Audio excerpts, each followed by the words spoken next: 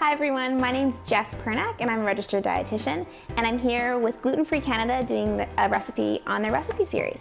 So today we're going to be making the Green Goddess dip. So what's making this dip green is avocado and cilantro, so that's kind of why it's got its funny name. So the first thing you want to do is you want to take a cup of cashews and you need to pre-soak these. So some people do recommend soaking cashews overnight for about 8 hours. I just did hot water, boiling water for about an hour. You don't want to do anything longer than that because it will sort of leach its flavor out. And the reason why you want to actually pre-soak your cashews is that you can make them really soft for the blender. Otherwise, they're these really hard nuts that need to be crunched up. So that is what we did there. So I'm going to add those to our blender. So the reason why I love this dip so much is for a couple of different reasons. So avocados have an interesting reputation of people claiming that they have protein in them. Unfortunately, avocados don't have any protein in them, but they're so tasty and they're a great dip, but we just gotta add some protein when we have avocados basically, which is why we added a whole cup of cashews to this dish. And avocados are just make anything creamy and delicious. So we're gonna add a whole avocado to this dip. I really like this dip with, veggies or even with like some gluten-free crackers, whatever sounds delicious. Or even as like a sandwich spread, if that sounds interesting to you.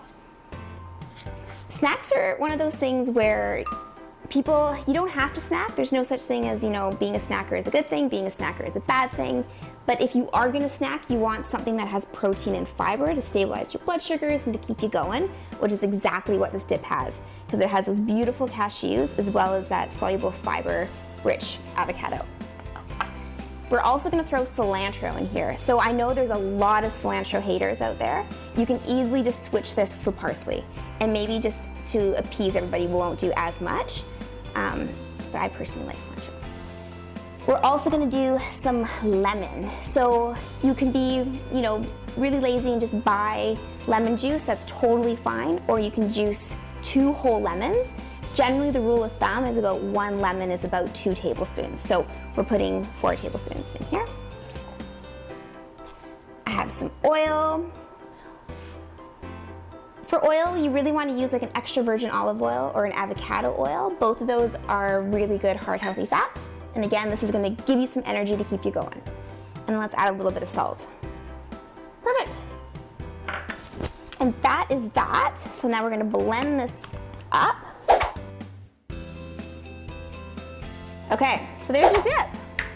And just to kind of show you the consistency of it, now that we've added the water, that's it.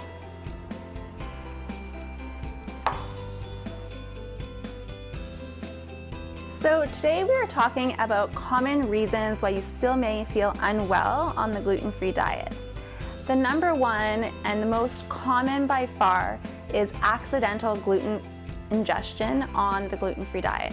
So this can come from improper label reading skills, eating outside the home, or trying to manage a gluten-free diet in a shared household. The second one is lactose intolerance. Now this is more common at the beginning of a diagnosis, and it's typically temporary. So when you ingest gluten, it damages your small intestinal villi, which are finger-like projections that produce an enzyme called lactase, which is needed to digest lactose, which is found in varying amounts in dairy products. So at the beginning of your diagnosis, you might be celiac, as well as lactose intolerant, and might need to follow a lactose-free diet for the beginning. Over time, as you adhere to a strict gluten-free diet, this lactose intolerance typically goes away. And the third and final one is irritable bowel syndrome. IBS is a very common condition that can coincide with celiac disease.